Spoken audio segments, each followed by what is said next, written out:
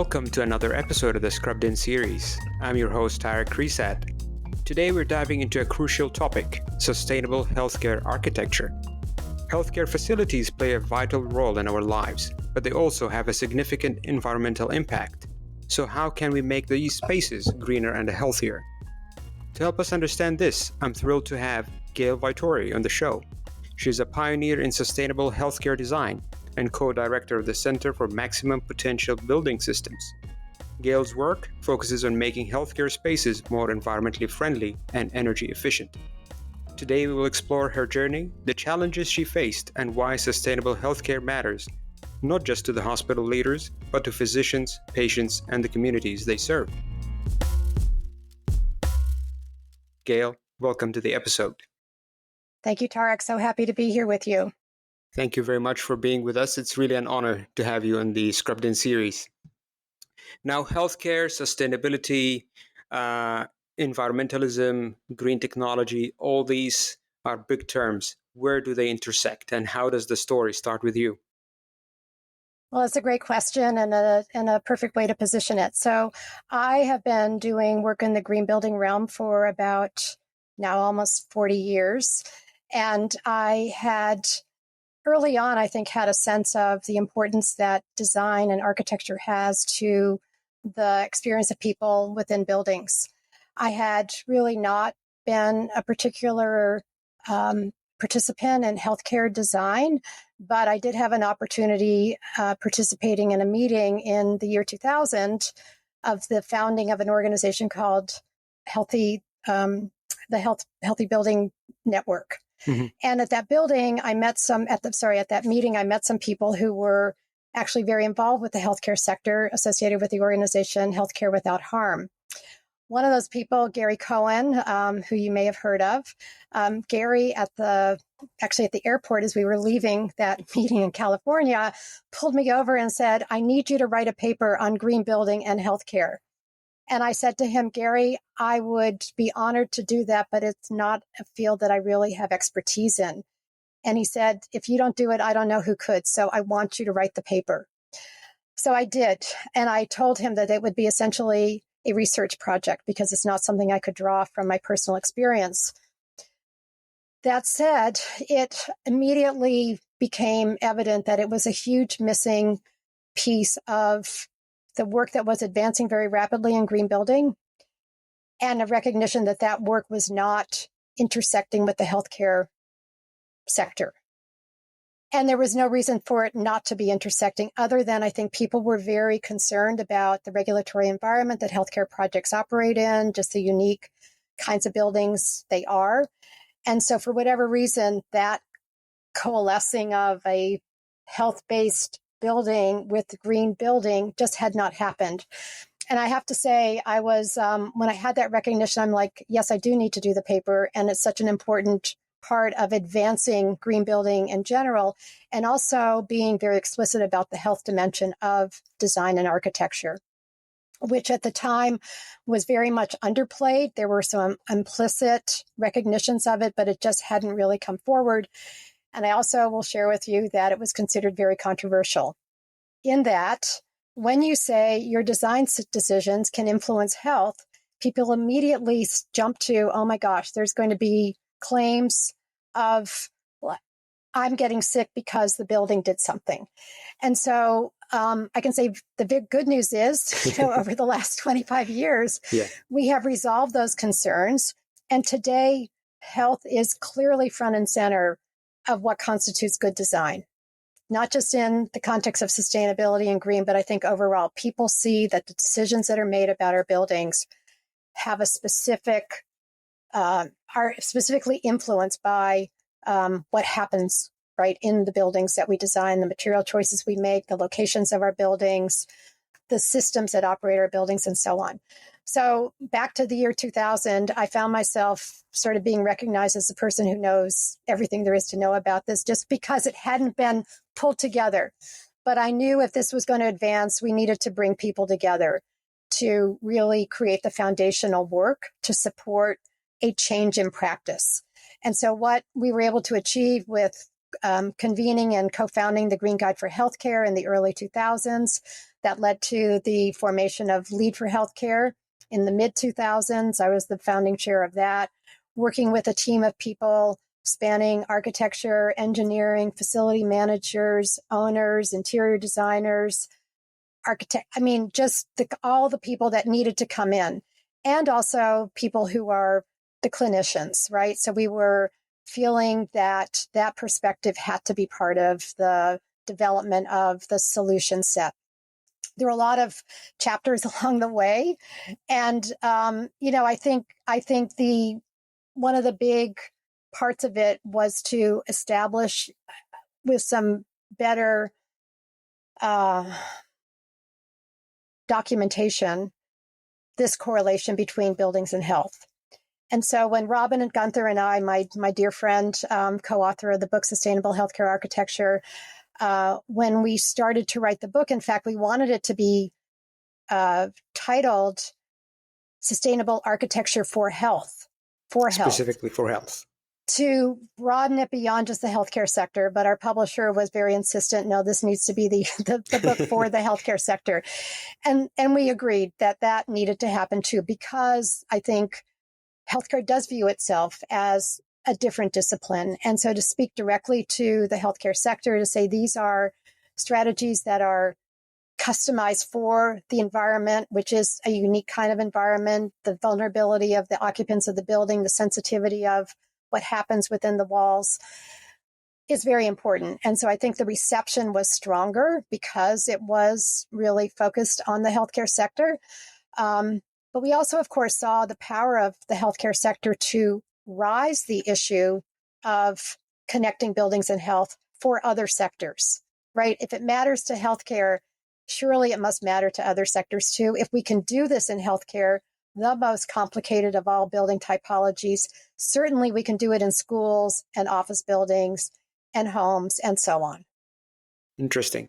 Now you bridge the gap basically in starting all of this, the gap between the sustainability and healthcare, and you touched base on how it can impact patients. So has there been any kind of a question? I'm guessing hospital administrators. Okay, how does me transforming my hospital to a greener or more environmentally friendly really is going to affect my workforce from clinicians and really is going to change anything in my patient? Is there any impact that people do feel in these transformations? Yes, there definitely is evidence that shows positive outcomes as a result of greening the hospital. We'll just talk about hospitals. So, for example, there's something called post-occupancy evaluations, where a trained person will come in and evaluate various types of performance measures of let's say a before and after. And one of the hospitals, actually one of the premier hospitals that I've worked on, the Dell Children's Medical Center of Central Texas, that was the first LEED Platinum hospital in the world. So we were thrilled about that, but we were especially thrilled when we had the post-occupancy evaluation, and it showed some very powerful correlations of reduction in patient length of stay. Very interestingly, workers' comp-related claims reduced, increase in the use of facilities for sort of I'll say on the I don't know what to say, food service side. So everyone in the system wanted to have their meetings, the kind of the meal related meetings at that hospital. And so all of a sudden they saw their revenue from food sales skyrocket because of this unanticipated benefit of, we want to have our meeting there. We want to have it catered at Dell Children's as opposed to another hospital. We also know, and very importantly, because I know this is a really key issue for the C-suite people, is recruitment and retention. And we know that, training a new nurse, for example, is a very high dollar cost of doing that. It's also a source of disruption and just a delivery of service. And so if you can retain more of the clinical staff, you have a reduction in those expenses, and you also have a much more better operating just on a day-to-day basis without the disruption of bringing in new people. Continuity of care. And also for recruitment, right? So it becomes a place where if I have a choice, I'd rather work in this hospital than that hospital that may not have those particular features that make it more attractive workplace. And we know for medical, you're a doctor, the hospital environment has not been conducive to a high level of well-being, right? It's been very stressful on top of work that is already extraordinarily stressful. Yeah. And so if you're without access to views and daylight and are surrounded by, say, some materials that in the construction of the building that are off-gassing and diminishing some of the faculties that would otherwise be performing better, perhaps. And I also say this in the context of, concerns about just the reality of in the United States of, 100,000 deaths a year from medical error, right? And so as we start to see a leveling off reduction of medical error and starts correlating that with a better work environment, that's made possible by green features. These should be no-brainers now, right? There should not be a question about do we or don't we. We also know because when we started this work, there were so many questions about, okay, I'd love to do it, but it's going to cost too much. So myself and Robin and a few other people did 2 studies to ask the question for project teams that had done LEED certified hospitals. The last study that we did was in 2012. And for hospitals over 100,000 square feet, they were LEED certified. It was less than 1% of a first cost premium. Really? It was like 0.67%. To invest in redevelopment of the hospital. To create the green hospital, right? So we are very clear that these are not costs that are crazy outside of a budget. Right. And, we also know that it's important to have a team on board, if that's where you want to go with this, that are skilled in doing this, right? And that you started early. You don't decide when you're about ready to wrap up construction documents like, oh, we want this to be a green hospital, because by definition, you're going to have a more expensive project. So starting early, having a team that's capable and has experience doing this, there is no cost impact. And not only is there no first cost impact, there are a lot of savings that happen, right? So over the life of the hospital, so we're talking 50, 75 plus years, right? Hospitals are typically around for a long time. Those benefits, those cost savings and cost benefits and performance benefits and better outcomes multiply year over year. Wow. So, and do you feel there is nowadays any support from the government in terms of, policies or legislature that for any future hospitals being built to encourage them to be LEED certified or more environmentally friendly, even for the existing hospitals to adopt such transformation? Yeah, so they're, I'd say in before this year, so through 2024, there were some very ambitious programs that were supported by the federal government, including a really excellent workbook that was updated specifically on resilience of hospitals. So resilience becomes a big issue because we know when there's a power outage, for example, or there's a flood, or there's some kind of catastrophic weather situation going on, hospitals need to stay open, right? Hospitals can be the building that still has their lights on, should be the building that still has their lights on. But we know just in the last 15 years or so, we know with Superstorm Sandy in New York, hospitals were unable to operate. We know that hospitals have been shut down because they haven't had access to electricity in other parts of the country. We know hospitals that have been damaged and made inoperable because of tornadoes. So embedding a resilient design approach is increasingly seen as an imperative so that the buildings will be the ones with the lights on when the storm comes, not just to keep everyone inside, safe and protected, particularly people who are, connected to devices that need power, but also, for others in the community that potentially can benefit too. So in a sense, they can become a resilience hub. And I think that sense of the power that a hospital has to serve and protect those who they are immediately serving, but also what is their role to the broader community is part of what the opportunity is. And so to think about that early on in design, how does this be the building that beyond the 48 hours of an emergency generator, right? Because some of these outages have exceeded that. So what do we do, right? And if we can't open the windows to just let air in, what do we do, right? It becomes an unsurvivable building, but it is the building that needs to be the survivable one. And let's say I'm a hospital, CEO or administrator, and I'm interested in making my building more eco-friendly. How do I start with this process? Do I come to you? Does this process take long periods of time of planning and construction? Can it be done in phases, or is there one thing that we can, let's say, address first, and later down the road we can continue the transformation of the building?